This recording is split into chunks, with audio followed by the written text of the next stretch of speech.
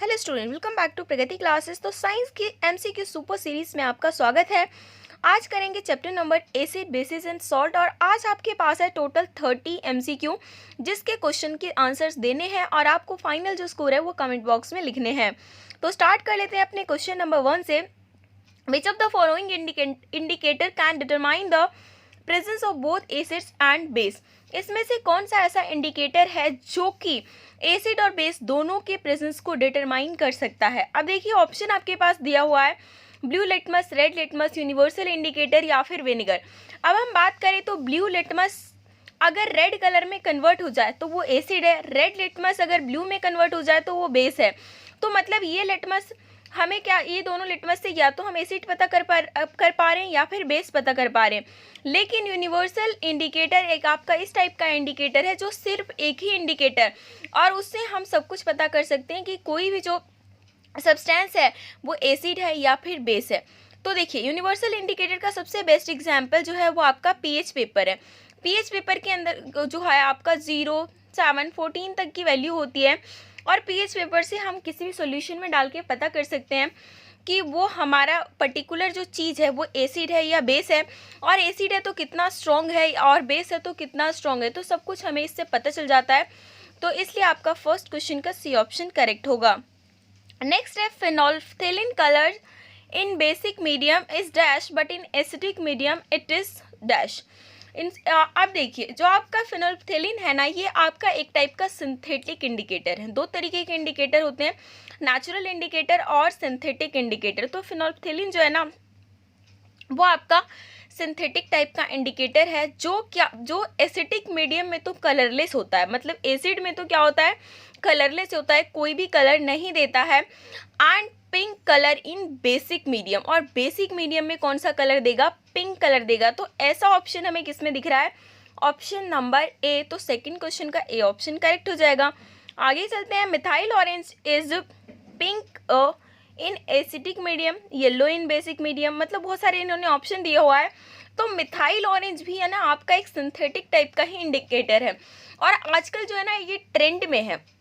एक टाइम था जब सिर्फ और सिर्फ लिटमस से क्वेश्चन आते थे, बट अभी के टाइम पे सबसे ज़्यादा जो क्वेश्चन है वो ना आपका जिस हमने लास्ट क्वेश्चन जो है फिनोल्फ्थेलिन वाला, मिथाइल ऑरेंज वाला, तो ये सबसे ज़्यादा पूछा जाता है क्योंकि इसमें स्टूडेंट कंफ्यूज रहते हैं।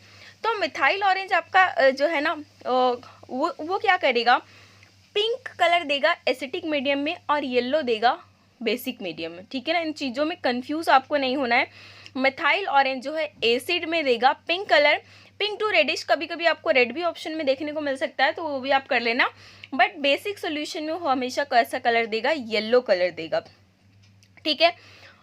अब थर्ड क्वेश्चन का भी आपका ये ऑप्शन करेक्ट हो गया है। आगे चलते हैं, which of the following gas if formed when an acid reacts with metal carbonate. इन्होंने कहा है कि इनमें से कौन सा गैस का फॉर्मेशन होगा जबकि कोई एसिड मेटल के कार्बोनेट के साथ रिएक्शन करेगा। जब कोई एसिड, ठीक है ना, आपका जो एसिड है वो मेटल के कार्बोनेट के साथ अगर रिएक्शन करता है तो उससे तीन चीज़ें बनती हैं। तीन चीज़ें कौन कौन सी, एक तो बनता है सॉल्ट, दूसरा बनता है वाटर H2O, और तीसरी जो चीज़ बनती है ना दैट इज CO2। हमसे क्या पूछा हुआ है, कौन से गैस का फॉर्मेशन होता है, तो वो होता रहा है कार्बन डाइऑक्साइड। फोर्थ क्वेश्चन का सी ऑप्शन करेक्ट हो जाएगा। आगे चलते हैं, generally when certain metal react with an acid they release which gas. अब इन्होंने क्या कहा है कि अब जो है ना एसिड के साथ मेटल रिएक्ट कर रहा है। अभी हमने पढ़ा था मेटल का जो है कार्बोनेट रिएक्ट कर रहा था तब जो बना CO2 बना। अब जो है एसिड के साथ कोई मेटल रिएक्ट कर रहा है, ठीक है ना, एसिड प्लस में मेटल, जब ये दोनों रिएक्ट करते हैं तब जो बनता है ना वो आपका बनता है सॉल्ट प्लस में हाइड्रोजन गैस। यहाँ पर हमारा ऑप्शन जो है सी करेक्ट हो जाएगा। आगे चलते हैं, which of the following acid is also known as vinegar. Vinegar बोले तो सिरका, इसमें से कौन से एसिड को, मतलब कि विनेगर का जो है इसमें कौन सा एसिड पाया जाता है, ये हमसे क्वेश्चन में पूछा हुआ है। तो जो आपका विनेगर है ना वो आपका क्या है, एक डाइल्यूट एसिटिक एसिड है। एसिटिक एसिड स्ट्रॉन्ग वाला नहीं, ये एक ऐसा सॉल्यूशन जिसके अंदर लगभग 5% ही एसिटिक एसिड होता है, बाकी जो रिमेनिंग वाटर मिला हुआ होता है, ठीक है ना। तो वो आपका क्या है, विनेगर है। तो आंसर हो जाएगा डाइल्यूट एसिटिक एसिड। ओके, आगे चलते हैं। Brine is an aqueous solution of, brine किस चीज का एक एक्वस सोल्यूशन है, ये हमसे पूछा हुआ है। और ऑप्शन है sodium hydroxide, sodium carbonate, sodium bicarbonate और सोडियम क्लोराइड। तो आपको यहाँ पर बता दूं कि ब्राइन जो होता है ना वो high concentration solution of sodium chloride in water, water के अंदर बहुत ज़्यादा कंसंट्रेशन में जब सोडियम क्लोराइड की मात्रा होती है तो उसी को ब्राइन बोला जाता है। जैसे जितने भी सॉल्ट लेक होते हैं ना, क्या बोलते हैं उसको, खारे पानी की झील, तो उसमें ब्राइन जो है ना अपने आप ही वो नेचुरली वो पाया जाता है। और समुद्र में भी कई एरिया पे जहाँ पे ज़्यादा सॉल्ट होता है वहाँ पर भी ब्राइन पाया जाता है। तो इस चीज़ को आपको ध्यान रखना है कि ब्राइन जो है वो आपका एक सोल्यूशन है सोडियम क्लोराइड का। ठीक है, आगे चलते हैं। नेक्स्ट क्वेश्चन है एल्कलीज आर, एल्कलीज किससे बोला जाता है, ये हमसे पूछा हुआ है। और ऑप्शन ऐसे आपको क्लोज देंगे ना, एकदम कंफ्यूज करके रखेंगे। तो इस बात को आप ध्यान रखना, एल्कलीज का ना एसिड से कोई रिएक्शन नहीं, एसिड से मतलब कोई मतलब नहीं है। तो ये दोनों ऑप्शन तो होंगे नहीं, सिर्फ इन दोनों ऑप्शन में हमें देखना है कि होता क्या है। अब देखिए, एक ना मतलब एसिड और बेसिस के बारे में आपको पता है, कुछ बेसिस ऐसे होते हैं जो कि पानी में डिज़ोल्व हो जाते हैं, कुछ बेसिस ऐसे होते हैं जो पानी में डिज़ोल्व नहीं होते। जो पानी में डिज़ोल्व हो जाए उसी को ही हम एल्कलीज बोलते हैं। और ऐसा ऑप्शन मुझे दिख रहा है ऑप्शन नंबर सी के अंदर, bases which are soluble in water, ऐसा बेस जो कि वाटर में सोल्यूबल हो सकता है वो होते हैं एल्कलीज। एग्जाम्पल के लिए सोडियम हाइड्रोक्साइड का नाम आप याद रख सकते हैं। सोडियम हाइड्रोक्साइड जिसको कास्टिक सोडा भी बोलते हैं, ये एक बेस्ट एग्जाम्पल है एल्कलीज का। क्यों? क्योंकि ये वाटर में डिसॉल्व हो जाता है। दूसरा है पोटेशियम हाइड्रोक्साइड KOH, जिसको कॉस्टिक पोटास के नाम से जानते हैं। तो ये दोनों जो एग्जाम्पल है आप एल्कलीज में याद रखना, NaOH एंड KOH। आगे चलते हैं। What happens when a solution of an acid is mixed with the solution of a base in a test tube? एक टेस्ट ट्यूब के अंदर हमने क्या किया ना, एसिड और बेस दोनों चीज़ों को हम मिला रहे हैं। तो जब हम मिलाएंगे तो क्या क्या चीज़ें होंगी, क्योंकि ऑप्शन आप देख रहे हो पहले हमें सिचुएशन दी हुई है, 4 पॉइंट्स पहले दिया हुआ है और फिर ऐसा ऑप्शन दिया हुआ है। इसमें सबसे ज़्यादा स्टूडेंट कंफ्यूज होते हैं। उसमें आपको प्रॉपर अगर सब कुछ पता है तो ही आंसर दे सकते हो, ऐसे क्वेश्चन में आप तुक्का नहीं चलेगा। ठीक है, तो आप देखिए क्या क्या चीज़ें इन्होंने ऑप्शंस में हमें दी हुई हैं। सबसे पहली बात, अगर एसिड को आप बेस में मिला रहे हो तो डेफिनेटली उससे सॉल्ट का तो फॉर्मेशन होने वाला है। ठीक है ना, एसिड प्लस बेस आपका सॉल्ट बनता है, एक टाइप का न्यूट्रलाइजेशन रिएक्शन होता है। तो यहाँ पर salt formation takes place. Fourth option तो बिल्कुल करेक्ट है। और यहीं से हमें थोड़ा सा तो यही पता चल गया कि डी ऑप्शन ही होगा, क्योंकि फोर्थ जो है ना और किसी में दिख ही नहीं रहा। और उसके अलावा जो है the temperature of solution increase, जब एसिड के साथ बेस मिलाते हो तो जो सोल्यूशन का टेम्परेचर है वो भी इंक्रीज हो जाता है। ठीक है ना, तो आपका फर्स्ट ऑप्शन और फोर्थ ऑप्शन दोनों जो है करेक्ट होगा। तो फर्स्ट एंड फोर्थ आपका किस में दिख रहा है, डी में, तो इसलिए ऑप्शन नंबर डी पे आप इस तरीके से गोला गोला लगाओगे। आगे चलते हैं। One of the constituents of baking powder is sodium hydrogen carbonate, the other constituent is. Baking powder में जो है दो चीज़ों से मिलकर बनता है। बेकिंग पाउडर जो है दो चीज़ों से मिलकर बन रहा है, एक तो बेकिंग सोडा और दूसरी क्या चीज़, ठीक है ना। तो जो आपका सोडियम हाइड्रोजन कार्बोनेट है ना वो किसका केमिकल नेम है, बेकिंग सोडा का ही है। ठीक है ना, और उसके अंदर अगर हम टार्ट्रिक एसिड मिला दें, मतलब कि बेकिंग सोडा के अंदर अगर हमने टार्ट्रिक एसिड मिला दिया तो वही बन जाएगा बेकिंग पाउडर। ठीक है ना, बेकिंग सोडा और बेकिंग पाउडर में दोनों में डिफरेंस याद रखना है। बेकिंग सोडा आपका जो है वो सोडियम हाइड्रोजन कार्बोनेट है, लेकिन जब हम उसमें टार्ट्रिक एसिड मिलाएंगे तब वो बेकिंग पाउडर बनेगा। ठीक है, होपफुली आपको चीज़ें समझ में आ रही होंगी। नेक्स्ट है, in which pH range does our body work to survive in the atmosphere. हमारी जो बॉडी है ना वो किस pH पे वर्क करती है, जैसे हमने पढ़ा हुआ है पूरा pH 0 से लेकर 14 के बीच में। तो 7 आपका न्यूट्रल होता है, अब 7 से अगर हम इधर आएंगे तो एसिडिक हो जाएगा, इधर से जाएंगे तो आपका बेसिटिक सोल्यूशन हो जाएगा। ठीक है ना, तो हमारी बॉडी जो है किस pH रेंज पे काम करता है, ये हमसे क्वेश्चन में पूछा हुआ है। तो आप ये याद रख लीजिए कि हमारी बॉडी जो है ना 7 से लेकर 7.8 के बीच में रहेगा, तो हमारी बॉडी जो है सही तरीके से एटमॉस्फेयर में सर्वाइव कर पाएगा। एक पॉइंट मैं आपको यहाँ पर बता दूं कि अगर किसी बॉडी का पीएच लेवल ना 6.9 से नीचे चला जाए, 6.9 से भी अगर नीचे चला जाए ना, तो वो इंसान कोमा में चला जाता है, ठीक है। और उसको रिकवर करने के लिए फिर कम से कम 7.2 पीएच उसकी बॉडी का होगा, तब वो रिकवरी स्टार्ट करेगा। नेक्स्ट है, which of the following acids are edible. इनमें से कौन से ऐसे एसिड्स हैं जिसको मतलब खाया जा सकता है, जिसको हम खाएंगे तो बॉडी को नुकसान नहीं करेगा। अब जितने भी स्ट्रॉन्ग एसिड है ना, जिसका पीएच 1, 2, 3 है, वो इतने स्ट्रॉन्ग होते हैं ना कि आप खाओगे कि आपका मुंह जला देगा। लाइक सल्फ्यूरिक एसिड हो गया, हाइड्रोक्लोरिक एसिड हो गया, ये सारे बड़े खतरनाक एसिड होते हैं, स्ट्रॉन्ग एसिड होते हैं। तो हम उन एसिड को खा सकते हैं जो कि वीक होते हैं, और मोस्टली वो फ्रूट्स वगैरह में पाए जाते हैं। तो हमें यहाँ पर जो है 4 एसिड का नाम दिया हुआ, और साथ में यहाँ पर देखिए फिर से उसी टाइप का क्वेश्चन यहाँ पर दिख रहा है। First is citric acid. Citric acid जितने भी खट्टे फल है ना, नींबू, संतरा, इन सब में पाया जाता है सिट्रिक एसिड। टार्ट्रिक एसिड जो है वो आपका टैमरिंड, इमली में पाया जाता है। टार्ट्रिक एसिड आपका इमली में पाया जाता है। हाइड्रोक्लोरिक एसिड हमारे स्टमक में पाया जाता है, बहुत ही एसिडिक होता है, पर हम इसे खा नहीं सकते, ठीक है। कार्बोनिक एसिड जितने बेवरेजेस होते हैं ना, लाइक कोका कोला, जैसे आप खोलते हो तो जो गैस सा निकलता है खोलते ही बॉटल, वो कार्बोनिक एसिड होता है। तो इसका मतलब हमें यहीं से साफ पता चल रहा है, हम संतरा खा रहे हैं, इमली खा रहे हैं, ये भी पी रहे हैं, तो इसका मतलब फर्स्ट, सेकंड एंड फोर्थ जो है वो हम मतलब वो एडिबल है। तो इसका मतलब हमारा जो ऑप्शन है वो कौन सा करेक्ट हो जाएगा? बी, ठीक है। हाइड्रोक्लोरिक एसिड को हम नहीं खा सकते, हालांकि हमारे स्टमक में होता है, उसको हम 6 चैप्टर में पढ़ेंगे, लेकिन हमारा स्टमक उसको कैसे बर्दाश्त कर रहा है, जिसके पीछे भी रीज़न है कि हमारे स्टमक में एक म्यूकस का लेयर होता है जो कि हमारे स्टमक को प्रोटेक्ट करके रखता है, वरना हाइड्रोक्लोरिक एसिड इतना ज़्यादा एसिडिक होता है कि वो पेट को भी गला सकता है। नेक्स्ट है, N aqueous solution turns the red litmus solution blue. एक एक्वस सोल्यूशन है, ठीक है, कोई भी एक्वस सोल्यूशन है जो क्या कर रहा है, रेड लिटमस को ब्लू में कन्वर्ट कर रहा है। अब रेड लिटमस को अगर ब्लू में कन्वर्ट कर रहा है, इसका मतलब समझते हैं आप, अगर रेड को ब्लू में कोई भी सोल्यूशन कन्वर्ट करे तो वो सोल्यूशन बेसिटिक होगा। आप ध्यान से याद रखना, अगर ब्लू में चेंज कर रहा है ना तो वो बेस है, रेड में कर रहा है तो फिर वो एसिड है। आप सिर्फ इसको याद रखो और दूसरा अपने आप ही हो जाएगा कि अगर रेड को ब्लू कर दिया मतलब वो बेस है, ठीक है ना। तो जो भी सोल्यूशन है उसमें बेस की मात्रा काफ़ी ज़्यादा है, इस वजह से उसने जो है रेड लिटमस को ब्लू कर दिया। अब इन्होंने कहा कि इनमें से कौन सी चीज़ को हम डालें ताकि जो है ना following solution would reverse the change को पूरा रिवर्स कर दें। हम इसमें ऐसा क्या डालें, मतलब उस सोल्यूशन को हमें कैसा बनाना है, एसिडिक सोल्यूशन बनाना है, जिससे कि जो है ना पूरी तरीके से ये बदल जाए।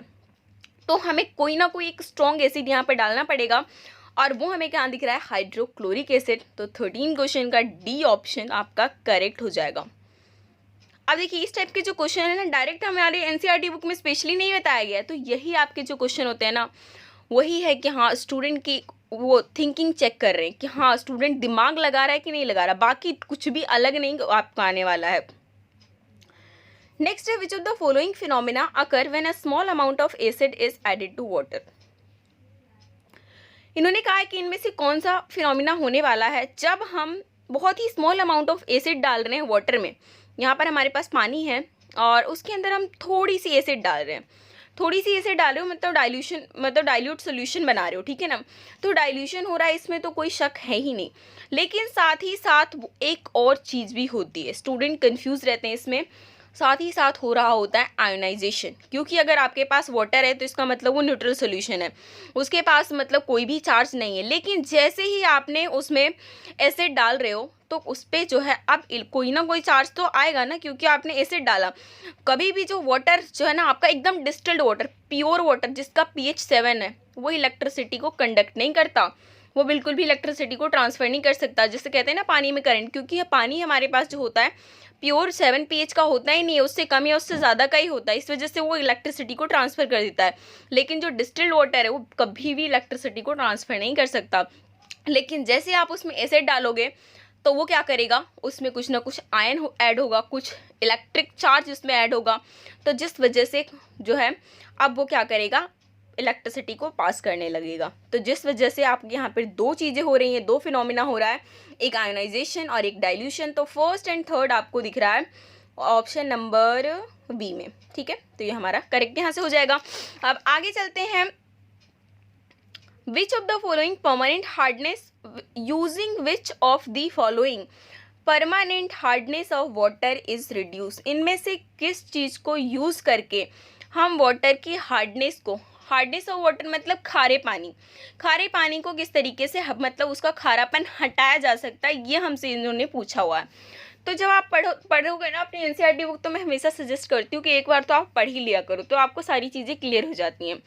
अब देखिए, वॉशिंग सोडा जो है ना, एक ऐसी चीज़ है जिसको हम मीठे पानी में भी यूज़ कर लेते हैं, खारे पानी में भी यूज़ कर लेते हैं। लेकिन जब हम खारे पानी में यूज़ करते हैं ना, तो हमेशा जो है वॉशिंग सोडा हमारा ज़्यादा यूज़ होता है। क्यों? क्योंकि पहले तो वो बेचारा काम करता है उस हार्डनेस को हटाने में, उसके बाद कपड़े की सफाई करने में। तो ये चीज़ को आप याद रखना है कि हार्डनेस ऑफ वाटर जो है ना, वो वॉशिंग सोडा हटा सकता है। बेकिंग सोडा वॉशिंग सोडा में कंफ्यूज नहीं होना। बेकिंग सोडा बेकिंग पाउडर मैंने आपको पहले क्लियर कर दिया कि क्या है। जब टार्टरिक एसिड ऐड करते हैं तब बेकिंग पाउडर बनता है। वॉशिंग सोडा इज़ डिफरेंट, जिससे हम कपड़े धोने का काम करते हैं। तो वॉशिंग सोडा जो है ना, वो आपका परमानेंट हार्डनेस ऑफ वाटर को रिड्यूस करेगा या फिर ख़त्म कर देगा वॉशिंग सोडा का। लेकिन आपको दो चीज़ और याद रख लेना है, इसका केमिकल फार्मूला और केमिकल नेम।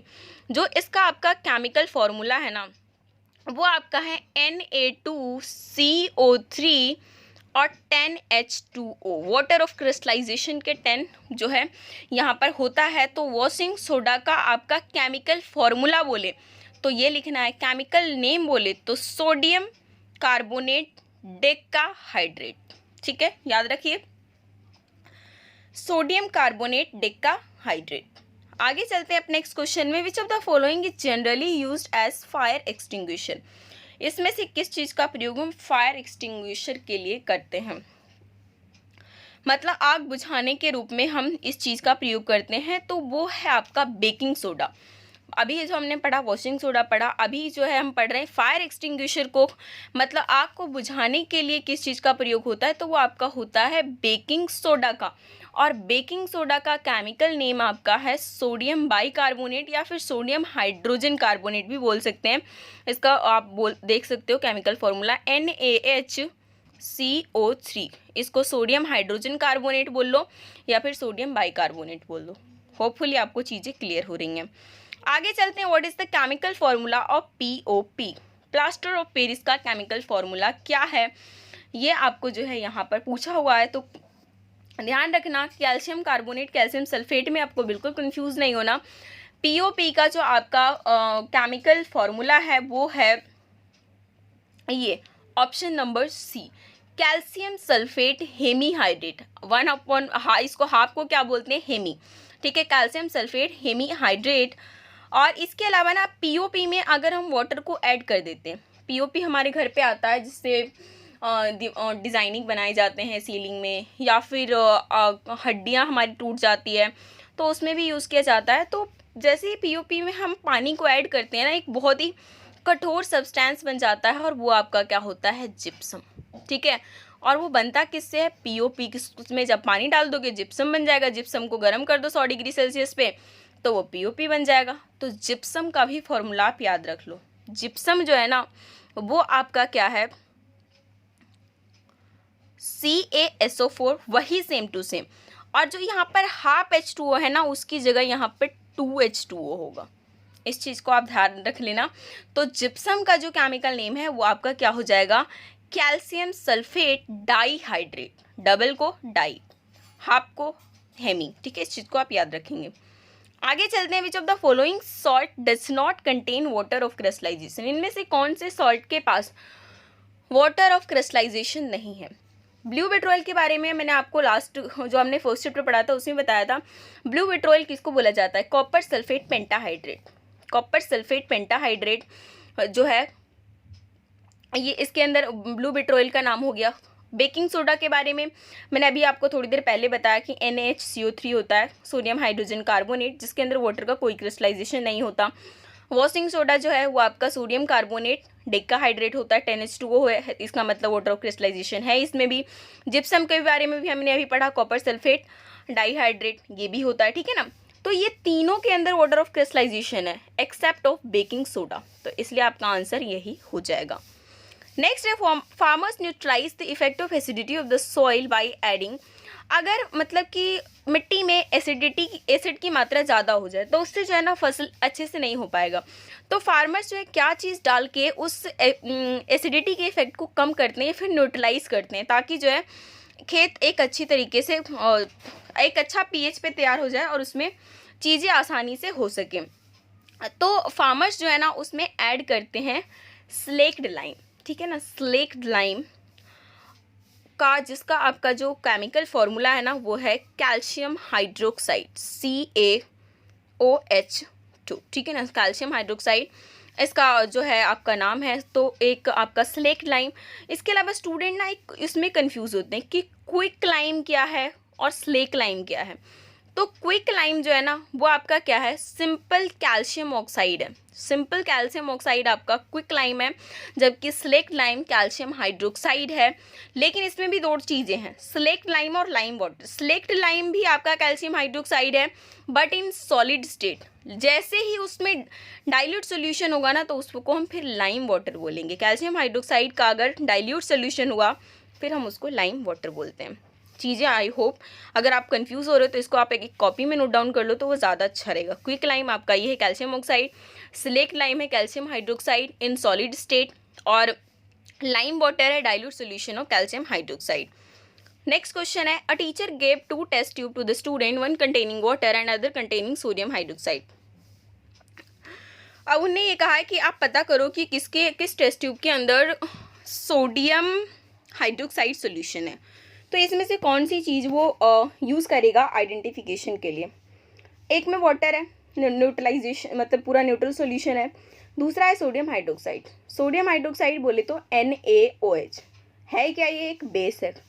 बेस को अगर मुझे चेक करना है तो मुझे क्या चाहिए, ठीक है ना। सिंपल सी बात है, हमें यही पता करना है कि अगर मुझे बेस चाहिए तो मुझे क्या चाहिए, कौन सा लिटमस को चेंज वो करेगा। तो बेस जो है पता करने के लिए हमें चाहिए रेड लिटमस, क्योंकि रेड लिटमस को ही चेंज कर क्योंकि बेसिटिक सोल्यूशन क्या करेगा, रेड लिटमस को ब्लू में चेंज कर देगा। अब हम ब्लू को ही लेंगे तो ब्लू ही करेगा ना, तो पता तो चल नहीं पाएगा। इस वजह से हम रेड लिटमस को यूज़ करेंगे। आगे चलते हैं, which of the following gives the correct increasing order of acidic strength. Increasing order of acidic strength मतलब हमें इसको सेट करना है कि जैसे जैसे हम आगे जाए वो ज़्यादा एसिडिक होता रहे, स्ट्रॉन्ग एसिड बनता जाए, ठीक है। तो सबसे पहली बात ऑप्शन जो हम देख लेते हैं, यहाँ पर 3 चीज़ें से दिया हुआ है, वाटर, एसिटिक एसिड और हाइड्रोक्लोरिक एसिड। तो वाटर तो आपका न्यूट्रल सॉल्यूशन है, ठीक है ना। या अगर थोड़ा बहुत एसिड होगा तो कितना होगा, मान लो 7 आपका पूरा न्यूट्रल होता है तो जो हम पीते हैं वो 6.9 हो सकता है, 6.8 हो सकता है, ठीक है ना। तो वाटर तो आपका सबसे पहले ही आ जाएगा। उसके बाद एसिटिक एसिड आएगा जो कि वीक एसिड है। उसके बाद हाइड्रोक्लोरिक एसिड है। ए ऑप्शन ही आपका करेक्ट हो जाएगा। नेक्स्ट हम आगे बात करते हैं 22 के अंदर, rain is called acid rain. Rain को हम एसिड रेन कब बोलते हैं, जब उसका पीएच मतलब कहाँ पर होता है तब हम उसको बोल देते हैं कि हाँ भैया ये तो एसिड रेन है, और ये रेन जो है हमारे लिए बड़ा खतरनाक साबित हो सकता है। तो जब उसका पीएच बिलो हो जाए 5.6 के, 5.6 से भी नीचे उसका पीएच चला जाए। वैसे भी एसिड मतलब कि रेन अगर बारिश में नहाओगे ना और गलती से मुंह में चला ही जाता है थोड़ा मोड़ा पानी, तो वो थोड़ा सा खट्टा ही लगता है, तो वो एसिडिक तो होता है। लेकिन अगर वो 5.6 से भी उसका पीएच उससे भी नीचे चला जाए ना तो उस रेन को हम बोलेंगे एसिड रेन, और ऐसी बारिश में बिल्कुल भी नहाना नहीं चाहिए। नेक्स्ट है, what happens when excess of carbon dioxide gases pass through lime water. क्या होगा जब कार्बन डाइऑक्साइड की ज़्यादा मात्रा को हम पास करेंगे लाइम वाटर से, ठीक है ना। ये हमसे इन्होंने पूछा हुआ है। तो देखिए उस सिचुएशन में क्या होगा ना, जब आप कार्बन डाइऑक्साइड को पास करते हो तो हमें पता है कि लाइम वाटर जो है ना मिल्की कलर में वो टर्न चेंज हो जाता है। लेकिन जब आप बहुत ज़्यादा ऐड करोगे ना तो उसके बाद वो कलरलेस हो जाएगा। तो 23 का आपका ए ऑप्शन करेक्ट हो जाएगा। नेक्स्ट है, which of the following is taken orally as medicine in the case of hyper acidity to get relief. इसमें से किस चीज़ को हम लेते हैं ओरली, ताकि जो अगर हमारे पेट में एसिडिटी हो गया, हाइपर एसिडिटी हो गया तो उससे हम रिलीफ मिल सके, ठीक है ना। तो उसके लिए आप एंटासिड यूज़ करते हैं। तो एंटासिड में आप डाइजीन यूज़ कर लो, इनो यूज़ कर लो, मिल्क ऑफ मैग्नीशिया यूज़ कर लो। हमारी एनसीईआरटी बुक में इस चीज़ को हाईलाइट किया गया है, तो इस चीज़ को आपको याद रखना है कि एंटासिड के रूप में हम मिल्क ऑफ मैग्नीशिया को यूज़ करते हैं। नेक्स्ट क्वेश्चन है, compound that reacts with an acid to form a salt in water is called. एक ऐसा कंपाउंड जो कि acid which reacts with an acid to form a salt and water, एक ऐसा कंपाउंड जो कि एसिड के साथ रिएक्ट करके सॉल्ट और वाटर दोनों चीज़ बनाता है, तो उसे हम क्या कहते हैं? तो उसके बारे में ऑलरेडी पढ़ा है, उसे एल्कलीज बोला जाता है, जो कि ऐसा बेस जो कि सोल्यूबल हो वाटर में, तो एसिड और उसको सोल्यूशन को मिलाकर उसमें क्या बन जाता है? सॉल्ट और वाटर। नेक्स्ट है the pH of commonly use toothpaste. Toothpaste का जो नॉर्मली पीएच होता है वो कितना होता है? ठीक है ना।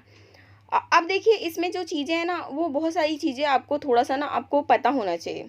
ठीक है, लाइक जो टूथपेस्ट आप हमेशा यूज़ करते हो ना, तो वो हमेशा बेसिटिक होना चाहिए। कैसा होना चाहिए? बेसिटिक होना चाहिए। क्यों? क्योंकि हमारे जो है ना जब वो हमारा टूथ डिके स्टार्ट होता है, आई थिंक आगे क्वेश्चन मैंने कवर किया हो तो वहीं पे बता दूंगी, फिलहाल आपको यहाँ पे बता दूं कि जो हम नॉर्मली टूथपेस्ट यूज़ करते हैं ना, वो हमारा कैसा होना चाहिए? बेसिटिक होना चाहिए। तो उसका पीएच जो है 7 से तो ऊपर ऊपर होना चाहिए। ऑप्शन नंबर बी करेक्ट हो जाएगा। नेक्स्ट है bleaching powder chemical name is. Bleaching powder का केमिकल नेम क्या है? ब्लीचिंग पाउडर का केमिकल नेम आपका कैल्शियम ऑक्सीक्लोराइड है, CaOCl2। ठीक है ना। कैल्शियम ऑक्सी, अगर फॉर्मूला बोले तो आप ये देख लेना, और अगर नाम बोले तो वो तो हमें दिख ही रहा है, calcium oxychloride, option number C के अंदर। नेक्स्ट है to protect tooth decay one is advise to brush the teeth regularly, the ingredient of the paste which check tooth decay. अगर टूथ डीके को हमें प्रोटेक्ट करना है, टूथ डीके दंत शरण, जिससे दांत जो है ना धीरे धीरे कमज़ोर होकर वो टूटने की कगार पर आ जाते हैं, तो वो ऐसे नहीं होता। वो तब होता है जब माउथ का पीएच जो है ना वो किससे हो जाए? 5.5 से भी कम हो जाए। इससे भी अगर कम हो गया ना पीएच, उसी टाइम पे टूथ डीके स्टार्ट हो जाएगा। तो इसी वजह से सबको एडवाइस किया जाता है कि ब्रश रेगुलरली करनी चाहिए, 2 बार करनी चाहिए। और उसका जो है वो, और उस जो इंग्रेडिएंट होना चाहिए पेस्ट का, वो कैसा होना चाहिए? हमेशा बेसिक होना चाहिए। क्यों? क्योंकि ऑलरेडी हमारा मुंह तो एसिडिक हो रखा है ना, उसको न्यूट्रल करने के लिए तो हमें बेसिक ही चाहिए। ठीक है, इस चीज़ का आपको ध्यान रखना है। और टूथ के जो इनामल होते हैं ना, ये क्वेश्चन भी यहाँ से पूछ सकते हैं, टूथ के जो इनामल होते हैं वो कैल्शियम फॉस्फेट के बने होते हैं और उसका नेचर भी बेसिक होता है। नेक्स्ट है the chemical formula of caustic potash. मैंने ये क्वेश्चन पहले भी आपसे डिस्कस थोड़ा सा किया हुआ है किसी क्वेश्चन के अंदर। तो कॉस्टिक पोटास का जो केमिकल फॉर्मूला है that is KOH, potassium hydroxide. और last question, which of the following salt will give acidic solution when dissolve in water. इनमें से ऐसा कौन सा सॉल्ट है जो कि एसिडिक सॉल्यूशन देगा जब हम वाटर में इसे डिसॉल्व करेंगे? तो एक इकलौता ऐसा सॉल्ट जो हमें दिख रहा है सामने, वो है अमोनियम क्लोराइड, जो क्या करता है जब हम इसे पानी में डिसॉल्व करते हैं तो ये एक एसिडिक सॉल्यूशन दे देता है। ठीक है, 30 क्वेश्चन का ए ऑप्शन करेक्ट हो जाएगा। ये सारे जो क्वेश्चन है बहुत इंपॉर्टेंट हैं गाइस, ये एग्जाम में डेफिनेटली आपको देखने को मिलेंगे। इसलिए वीडियो को जितना हो सके अपने सभी दोस्तों के साथ शेयर कीजिए। जितना ज़्यादा आप सपोर्ट करते हैं उसे एक इंस्पिरेशन मिलता है कि हम आपके लिए और भी अच्छी अच्छी वीडियो तैयार कर सकें। और जो बच्चे नए जुड़े हैं तो वो चैनल को सब्सक्राइब करके बेल आइकन भी क्लिक कर लीजिए ताकि नई वीडियो की नोटिफिकेशन आपको तुरंत मिले। वीडियो को लाइक और शेयर ज़रूर कीजिए।